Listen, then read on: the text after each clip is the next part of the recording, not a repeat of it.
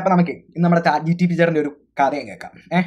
ഒരു മലയാളം സ്റ്റോറി പറയാൻ പറഞ്ഞപ്പോൾ നമ്മുടെ ChatGPT അടിപൊളിയായിട്ടൊരു സ്റ്റോറി നമുക്ക് അറിയേണ്ടത്. ഇത് ഒരു ഇൻവെസ്റ്റിഗേഷൻ കഥയാണ്. എന്താണെങ്കിലും നമുക്ക് കഥയിലോട്ട് കിടക്കാം. ഇവിടെ ഒരു അടിപൊളി മലയാളം ത്രില്ലർ. അത് വേണ്ട. കഥയുടെ പേര് ഒറ്റക്കുന്ന്.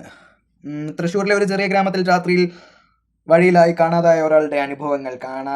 കണക്കിൽ കിട്ടാതെ പോയവരുടെ നേരത്തെ കാണാതായ കണക്കിൽ കിട്ടാതെ പോയവരുടെ പട്ടികയിൽ ഒരാളായി ചേർക്കപ്പെട്ടതോടെ ഈ കേസ് അന്വേഷിക്കാൻ എത്തുന്ന ഓരോ സസ്പെൻസ്ഫുൾ ഇൻവെസ്റ്റിഗേഷൻ.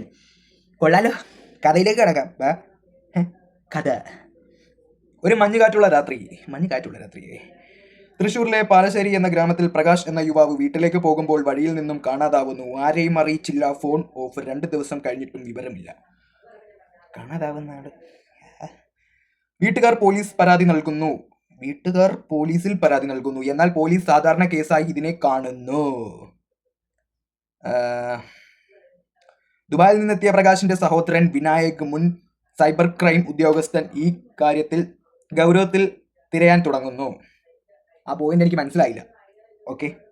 ഗ്രാമത്തിൽ മുമ്പ് ചിലർ ഇങ്ങനെ കാണാതായിട്ടുണ്ട് എന്നുള്ള വിവരം വിനായക് കണ്ടെത്തുന്നു. എന്നാൽ അതിന്റെ തെളിവുകൾ ഇല്ലാത്തതിനെ കൊന്നു. എടാ 1984 CCTV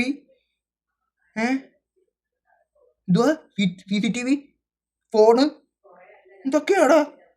അപ്പം എന്തായാലും നമുക്ക് വായിക്കാം. CCTV റെക്കോർഡുകൾ ശേഖരിക്കുന്നു. ഫോൺ ചാറ്റുകൾ. എടാ ഞെക്കുന്ന ഫോൺ വന്നിട്ട് എന്നായി? ഞെക്കുന്ന ഫോൺ വന്നിട്ട് ലൊക്കേഷൻ ബ്ലാക്ക് സ്പോട്ടായി മാറുന്നു. എന്നാൽ വിനായക് ഒരു ബന്ധുവിന്റെ സഹോദരിയുടെ ഒരു പഴയ ഫയൽ പിടിച്ചെടുക്കുന്നു. അതിൽ കാണുന്നു ഈ പ്രകാശ് 5 വർഷമായി 7 പേർ കാണാതായിട്ടുണ്ടെന്ന്. എന്നാൽ ഒരു അന്വേഷണവും നടന്നിട്ടില്ല. പോലീസുകാരൻ്റെ ഉണ്ണാക്കന്മാരായിരുന്നു. അന്ന് ക്യാമറകൾക്കും ഞെക്കുന്ന ഫോണുകൾക്ക് പകരം ഐഫോണുകളുള്ള കാലഘട്ടമായിരുന്നു. അന്ന് നടന്നിട്ട് ഇവർക്ക് അന്വേഷിക്കാൻ വയ്യ. വിനായക് ഒരു സൂചന പിടിക്കുന്നു. എല്ലാ കാണാതായ ആളുകളും അവസാനമായി കണ്ടതൊരു വണ്ടിപ്പാലം വഴിയാണ്. ട്വിസ്റ്റ് അതൊക്കെ നമുക്ക്. വിനായക് കാണുന്നത് തൻ്റെ സഹോദരൻ്റെ ഓരോ രൂപമുള്ള ഒരാൾ. ഞാൻ ഇനിയും ജീവനോടെ ഇല്ല.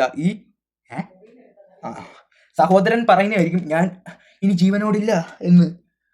ഈ സ്ഥലം കടന്നാൽ തിരികെ വരില്ല. ആവശ്യം ഒന്നേ ഉള്ളൂ. ഈ പാത ഒരിക്കലും ശരിയായതല്ല. ഈ പാലം കയറി അപ്പുറത്ത് വന്നാൽ മൂട് കയറുമെന്നാണ് ഇവർ പറയുന്നത്. ഒരു അപരിചിത ആത്മാവ് ആളുകളെ വഞ്ചിച്ച് കാണാതാക്കുന്നു. കൊല്ലാതാക്കുന്നു. കൊല്ലുന്നു എന്ന് പറയാം. കാണാതാക്കുന്നു. ഈ ആശതീരാത്ത പ്രേതകഥ ഉണ്ടോ കേട്ടോ. അവസാനത്തെ കഥ കേൾക്കണം. വിനായക് വിവരം കയറ്റിയ USB 1984 USB ഡ്രൈവ് ഗ്രാമത്തിലെ ഒരു ജേർണലിസ്റ്റിന് കൈമാറുന്നു. പിന്നെ അയാളും കാണുന്നതും കമ്പ്യൂട്ടർ കയറ്റി കുലിസിതം. ചിത്രം ബ്ലാക്ക് ആകുന്നു. ഒരു ശബ്ദം മാത്രം. എന്താ ശബ്ദമാണ്. ഒറ്റക്കൊന്നും മതി, പിന്നെ ആരും തിരിച്ചു വരില്ല. എൻ്റെ പൊന്നി ചാട്ടണ്ണ, ഇനി ഞാൻ നിങ്ങളോട് കഥ ചോദിക്കില്ല. മതിയായില്ലേ? മടുത്തു. അപ്പോൾ നിങ്ങൾക്ക് ഇഷ്ടപ്പെട്ട ലൈക്ക്, സബ്സ്ക്രൈബ്, കമൻറ്റ്. അപ്പോൾ ചെറുതായിട്ട് ശരി. എന്നാൽ അടുത്ത വീഡിയോ ആയി ഇനി വരുന്നതായിരിക്കും.